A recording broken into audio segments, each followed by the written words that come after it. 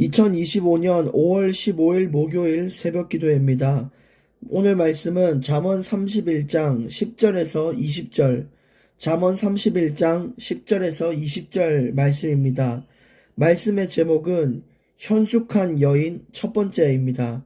오늘과 내일에 거쳐서 잠언 31장, 즉 잠언의 마지막 장까지 끝나게 되는데, 현숙한 여인이라는 제목으로 오늘과 내일 이렇게 이틀에 거쳐서 말씀을 심부름하도록 하겠습니다.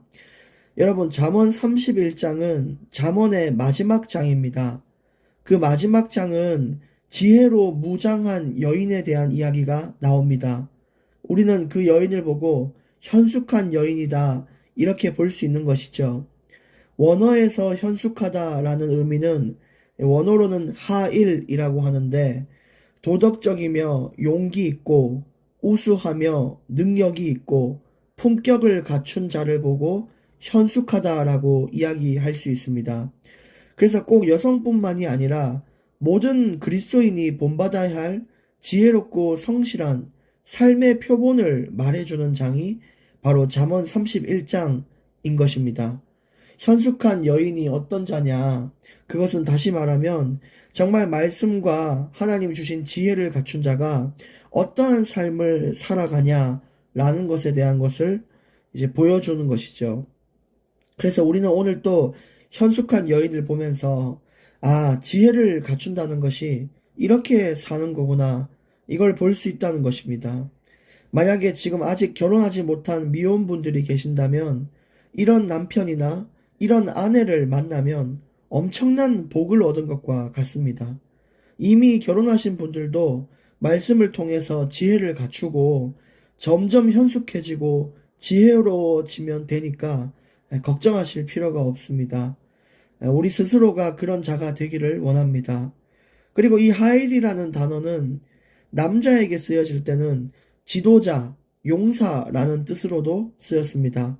그래서 집안의 가장이시거나 아니면 직장의 어떤 상사로 계시다거나 아니면은 앞으로 리더가 되기를 원하시는 분들은 오늘 말씀을 잘 들으셔서 어디에 가든 존경받는 리더로 서시기를 정말 예수님의 이름으로 축복합니다. 오늘 10절 말씀부터 함께 보겠습니다. 누가 현숙한 여인을 찾아 얻겠느냐? 그의 값은 진주보다 더하니라. 여러분, 우리가 이 현숙한 여인을 찾아보면 잘 없다라는 것을 보게 될 겁니다. 이제 11절부터 계속해서 현숙한 여인이 어떤 것인지에 대해 설명을 할 건데, 이런 사람들이 주변에 과연 있는가 한번 찾아보시면 거의 없다라는 것을 보게 될 것입니다. 참 이 현숙한 여인은 희소하고 잘 만날 수가 없어요.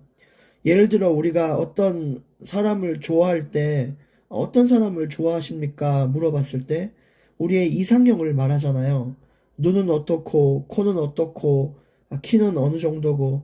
그렇지만 정작 우리가 만나는 사람들을 보면 이상형과 다른 사람들을 만날 때가 참 더 많습니다. 그것이 뭐냐면 이 이상형이란 것 자체가 만나기가 참 어렵다라는 의미가 있죠. 우리가 생각하는 가장 최선의 것, 최대의 것이 바로 이상형이지 않습니까? 그것처럼 지혜 있는 자의 최대가 뭐냐라고 말할 수 있다면 바로 현숙한 여인이다라고 할 수 있는데, 그만큼 희소하고 만나기가 어려운 거죠. 만약에 이러한 여인, 이러한 남편을 여러분이 만나셨다면 그 인생은 정말 대박난 인생과 같습니다. 그리고 잘 없다고 해서 낙심하지 마시고 내 자신이 이런 사람이 되면 되겠다라고 생각을 하시면 참 좋겠습니다. 없으면은 하면 되는 거거든요. 저희 동네에 어떤 휴대폰 가게 보니까 싼 집을 찾다가 없어서 내가 만든 싼 집, 이런 데도 있는데 없으면 내가 그것이 되면 되는 것입니다. 여러분, 오늘 이 말씀을 듣는 모든 사람이 현숙한 여인, 현숙한 남자가 되기를 원하고 정말 지혜를 갖춘 리더가 되기를 원합니다. 이어서 11절 말씀부터 또 보겠습니다. 이제부터 현숙한 여인이 어떤 여인인지 성경은 말하고 있습니다. 11절입니다. 그런 자의 남편의 마음은 그를 믿나니 산업이 핍절하지 아니하겠으며. 그래서 이 여자는 어떤 여인이냐? 남편이 굉장히 신뢰하는 여인, 아내라는 거예요. 얼마나 가정이나 이런 자녀들을 돌볼 때 그 역할을 책임감 있게 성실하게 해냈는지 남편이 그 아내를 볼 때, 여인을 볼 때 굉장히 신뢰가 되는 거예요. 밖에서 경제활동을 마음껏 해도 걱정이 전혀 안 되는 거 있죠. 그냥 불필요한 것들이 많잖아요. 의심하고 서로 부부끼리 싸워서 갈등이 있고 감정이 소모돼서 늘 근심과 염려가 있는 집안이 있는데 그런 불필요한 소모를 하지 않도록 남편을 도와주기 때문에 이 남편이 경제활동을 마음껏 하고 평안함을 누리며 사는 거예요. 그러다 보니까 당연히 산업이 핍절하지 않는다. 이 경제적으로도 탄탄하게 된다는 뜻이죠. 그래서 가정이 튼튼해야 이 경제적인 번영도 오게 되고 또 가족이 참 행복하게 지낼 수가 있는 겁니다. 근데 그 중심의 역할을 할 수 있는 자가 누구냐면요. 현숙한 여인이라는 거예요. 즉, 지혜를 갖춘 자가 그 집안에 있을 때 이 모든 것들이 되어집니다. 경제의 번영도 오고, 가족이 참 행복하고, 자녀들이 안정적으로 성장하고, 너무너무 성실하게 그것을 다 하다 보니까 부부가 또 서로를 신뢰하게 되는 거예요. 이런 만남이 있기를 정말 원합니다. 12절, 그런 자는 살아있는 동안에 그의 남편에게 선을 행하고 악을 행하지 아니하느니라. 여기서 이제 선을 행하고 악을 행하지 않는다 그랬는데 사람들은 다 선을 행하고 악을 행하지 않도록 노력합니다. 누가 악을 일부러 행하려고 합니까? 아주 소수의 참 이상한 사람들 아니고서는 그냥 웬만한 집안의 남편 또 아내는 선을 행하기 위해 노력해요. 우리 남편이 잘 되게, 아내가 잘 되게, 자녀가 잘 되게 노력을 하죠. 근데 12절에서 맨 앞부분에 살아있는 동안에라고 이야기를 했어요. 이 말은 아주 일관되게 살아간다는 뜻입니다. 그냥 처음에 내 기분에 따라 내 멋대로 그냥 선을 행하고 아니면 쉬었다가 하지 말다가 그냥 내 기분대로 살아가고 가정을 섬기는 것이 아니라 내가 평생에 내게 주신 이 사명이며 역할임을 알고 일관되게 이걸 해나가는 거예요. 남편의 신뢰를 무너뜨리지 않도록 일관되게 가고 또 일관되게 가정을 돌보며 살아있는 동안에 그 역할을 다할 수 있는 자. 그것이 참 존경받는 사람이고 정말 하나님 볼 때는 성실한 인생인 거죠. 지혜를 갖춘 자는 마땅히 이렇게 살 수 있을 것입니다. 13절, 그는 양털과 삼을 구하여 부지런히 손으로 일하며, 이것은 또 근면 성실함이 있는 것을 말합니다. 현숙한 여인의 조건 중 하나가 뭐냐? 근면하고 성실하다는 거예요. 항상 미래를 준비하고 혹시나를 대비해서 뭔가를 늘 준비하고 이렇게 철저한 대비를 할 수 있는 자, 그 사람이 바로 현숙한 여인입니다. 14절에 상인의 배와 같아서 먼 데서 양식을 가져오며, 지금 당장 우리가 먹어야 되는데 눈앞에 근처에 먹을 것이 없다. 그러면 눈을 넓혀서 저 멀리 있는 곳에서도 양식을 가져와서 가족이 굶지 않도록 만들고 또 너무 고되고 힘들지만 헌신해서 그 음식을 가지고 온다는 거예요. 이것은 현숙한 여인의 또 다른 내용인데 넓은 안목과 헌신성을 말하는 것입니다. 그래서 눈을 넓혀서 어떻게 하면은 이게 잘 돌아가겠는가? 어떻게 하면 우리 가족이 편안하겠는가? 눈을 넓혀서 사는 것이죠.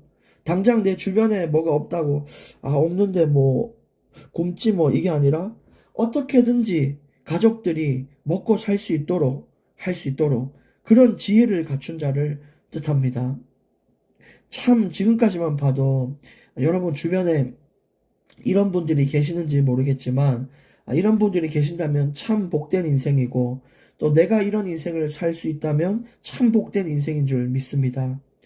15절, 밤이 새기 전에 일어나서 자기 집안 사람들에게 음식을 나누어 주며 여종들에게 일을 정하여 맡기며 또 얼마나 아침에 일찍 일어나서 새벽부터 내 자신을 챙기는 것보다 가족을 먼저 챙겨서 밥을 해놓고 사람들 밥 먹이고 내가 좀 힘들어도 나 한 사람을 바쳐서 이 공동체와 구성원들을 다 살리는 거예요. 참 리더의 자질이 이런 것이 아니겠습니까? 또 여종들에게 일을 맡긴다.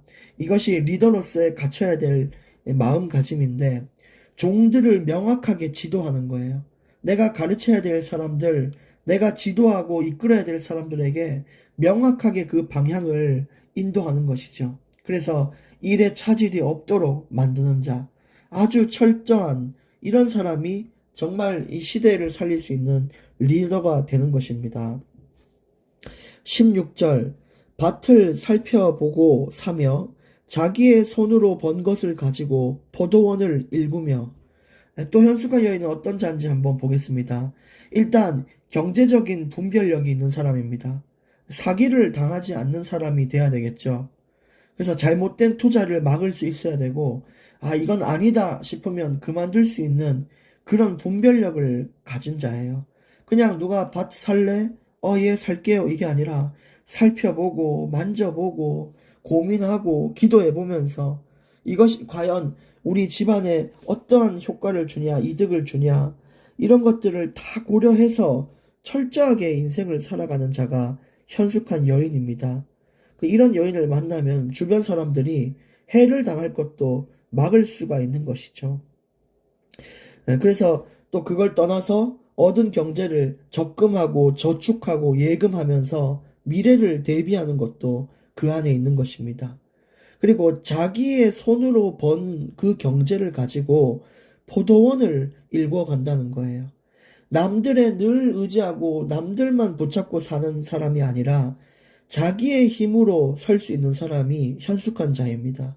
자기의 힘으로 땀 흘려서 성실하게 돈 벌어서 그걸로 경제를 굴리고 기반을 마련하고 그걸로 진짜 굶어 죽지 않도록 하고 이렇게 하는 사람, 이런 사람들이 현숙한 여인인 거죠. 그리고 17절 힘있게 허리를 묶으며 자기의 팔을 강하게 하며 이것은 또 위에 것만 봤을 때 좀 미련하다고 볼 수 있어요. 아니 저러면 잠도 잘 못 자고 얼마나 몸이 고되고 힘들까 저렇게 오래 갈 수 있을까 라고 생각을 하는데 지혜롭게 그걸 다 해나간다는 거죠. 그래서 17절에 힘있게 허리를 묶고 자기의 팔을 강하게 한다라는 것이 자신의 몸을 스스로 돌볼 수 있는 자, 이게 지혜예요. 미련하게 자기의 몸도 모른 채로 그냥 죽기 살기로 일하는 것이 결코 지혜가 아닙니다. 쉬어야 될 때를 알고 또 때로는 건강을 위해 운동도 하고 체력도 관리하고 또 음식도 건강한 것을 챙겨 먹으면서 자신의 몸을 돌볼 수 있는 자도 바로 지혜로운 자가 그런 자라는 것입니다. 여러분 꼭 17절 말씀을 적용해서 여러분 오랫동안 건강하게 하나님을 위하여 살아가시기를 바랍니다. 18절 자기의 장사가 잘 되는 줄을 깨닫고 밤에 등불을 끄지 아니하며 여러분 물 들어올 때 노져야 된다는 말을 아시죠? 이것은 또 현숙한 여인의 중요한 내용인데 타이밍을 아는 자라는 것입니다. 쉴 때를 알고 일할 때를 아는 자가 돼야 돈을 벌 수 있지 않겠어요? 여기처럼 자기가 장사를 했는데 너무너무 장사가 잘 돼서 손님이 끝없이 오는 거예요. 그러면 문을 닫아야 되겠습니까? 밤에도 불을 켜놓고 일을 해야 되겠습니까? 그렇죠. 지혜로운 자는 내가 지금 돈을 벌 수 있는 기회다라는 것을 알고 등불을 끄지 않는다는 거예요. 이런 인생의 타이밍을 아는 자가 참 지혜롭게 일할 수 있어요. 하나님이 사람을 통해 중요한 인생의 기회를 줬어요. 어느 직장, 어느 장소, 어느 지역을 일하는 기회를 줬는데 이게 지금 내 인생을 바꿀 수 있는 절호의 기회구나 아는 자들은 등불을 끄지 않고 거기에 매달리지만 아닌 사람들은 그냥 소홀히 하면서 인생의 타이밍과 기회를 놓칠 때가 많거든요. 여러분 지혜롭게 분별하시길 바랍니다. 하나님이 지금 나에게 어떤 기회를 주고 계신가? 내가 어떤 것이 인생의 전환점을 맞이할 수 있는 길인가, 이런 것들을 하나님이 주시는데 그걸 분별할 수 있는 지혜가 필요합니다. 19절, 손으로 손뭉치를 들고 손가락으로 가락을 잡으며, 이것도 자기 스스로 힘으로 가정을 세운다 이거예요. 뭐 쉬지 않는다. 이 사람은 늘 이렇게 말하겠죠. 야, 놀면 뭐하냐, 이런 생각을 하겠죠. 늘 부지런히 사람을 돌보고 늘 부지런히 일을 하고 미래를 대비하고 그냥 늘 부지런히 생산적인 일에 인생을 들이는 거예요. 그냥 빈둥빈둥 누워있을 수 있고 계속 놀 수 있고 술을 퍼마실 수 있지만 그것은 사실 내 인생의 미래를 봤을 때 별로 중요한 일은 아니잖아요. 별로 도움이 되지 않는단 말이에요. 근데 이 지혜로운 여인은 미래를 대비해서 가장 가치 있는 일에, 생산적인 일에 인생을 들이는 거예요. 여러분, 영어 단어를 편안한 시간에 읽는 자와 편안한 시간에 방탕하게 사는 자가 미래가 같겠습니까? 다르단 말이에요. 이건 쉬지 말란 뜻이 아닙니다. 내가 할 수 있는데 안 하면 안 되는 거죠. 그래서 생산적인 일을 하면 참 좋을 것 같습니다. 그래서 때로는 뭐 어떻게 친구들이랑 쉬는 날에 좀 누워만 있지 말고 등산도 좀 가셔서 체력 관리도 하고 또 피톤치드 향 맡으면서 건강도 관리하고 이렇게 사는 게 생산적이지, 자꾸 나를 소멸시키는, 나를 무기력하게 하고 나를 무능하게 만드는 일에 인생을 자꾸 투자해서는 안 된다는 것입니다. 20절 오늘 마지막 구절인데요. 그는 곤고한 자에게 손을 펴며 궁핍한 자를 위하여 손을 내민다. 위에 말한 이 현숙한 여인이 자신을 잘 세우고 자기 가정과 공동체를 잘 세우는 여인으로 나타났어요. 이것만 해도 아주 칭찬받을 일입니다. 근데 더 나아가 현숙한 여인의 그 다음 조건이 뭐냐? 나 외에, 내 가정 외에 다른 이웃을 돌아보며 이웃에게 사랑을 전하는 자예요. 공고한 자를 돕고 궁핍한 자를 도울 수 있다는 거예요. 참 대단한 여인 같습니다. 내 자신의 몸도 돌보고 생산적인 일을 위해 애쓰고 자기가 손수 번 돈으로 그걸로 이제 경제의 밑거름을 하고 어떤 사람에게 신뢰를 사며 정말 자기를 희생해서도 자기 자녀와 가족, 주변 사람을 살릴 수 있는 그런 빛과 같은 여인인데 더 나아가 주변 이웃까지 돌볼 수 있다니 참으로 놀라운 여인입니다. 그러나 여러분, 하나님의 말씀을 따라 살고 그 지혜를 따라 사는 우리 모두에게 이러한 인생의 응답이 올 줄 믿습니다. 그래서 오늘 20절까지 말씀을 드렸는데 내일 하면은 잠언이 끝나요. 내일도 현숙한 여인의 또 다른 내용들, 또 다른 조건들을 이제 열거해 드릴 겁니다. 그래서 내일까지 현숙한 여인의 흐름을 잘 이어가기를 원하고요. 그 다음에 다음 주 월요일부터는 또 새로운 성경으로 찾아뵙도록 하겠습니다. 오늘 결론 세 가지를 말씀드리고 마칩니다. 첫 번째, 현숙한 여인에 대해서 우리가 들었잖아요. 이런 배우자를 놓고 미혼이신 분들은 기도하십시오. 지금부터 기도하시길 바랍니다. 하나님, 현숙한 자를 만나게 해 주옵소서. 이렇게 꼭 기도를 하셔야 인생의 평안이 올 수 있고 삶이 윤택해질 수 있습니다.